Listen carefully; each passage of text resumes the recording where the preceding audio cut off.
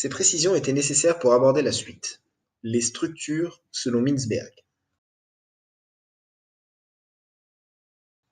Il distingue 5 configurations structurelles, chacune d'entre elles étant dominée par un des 5 composants vus précédemment, l'idéologie étant exclue.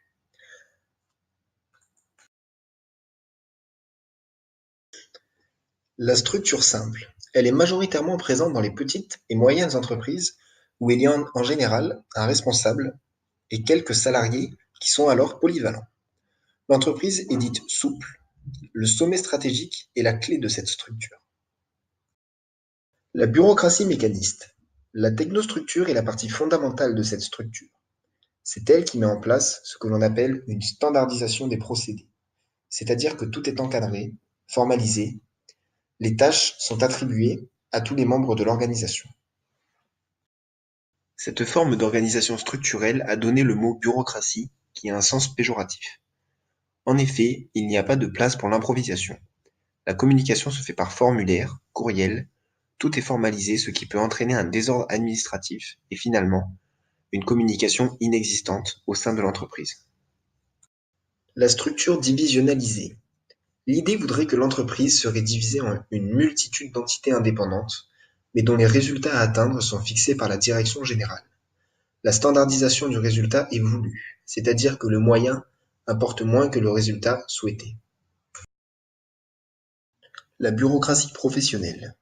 Cette organisation structurelle concerne principalement les organisations du secteur public, telles que les hôpitaux, les universités. La coordination se fait par une standardisation des qualifications. Par exemple, un médecin sait comment procéder avec un anesthésiste car il l'a appris au cours de ses études, il a été formé à cela. Le centre opérationnel est donc la partie primordiale à ce système organisationnel, étant donné qu'il induit les personnes qui produisent directement, en l'occurrence les médecins, infirmiers, en hôpitaux. L'adocratie. La hiérarchie est souple et peu formalisée. Ce type d'organisation rompt avec la vision traditionnelle d'une structure. Des groupes sont formés pour réaliser un projet, et une fois réalisés, ils sont généralement dissous, le cycle recommençant encore et encore. En résumé, chaque organisation est différente.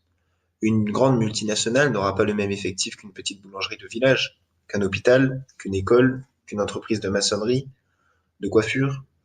Chaque organisation doit trouver la structure qui lui correspond le mieux pour atteindre ses objectifs et ainsi espérer évoluer sereinement.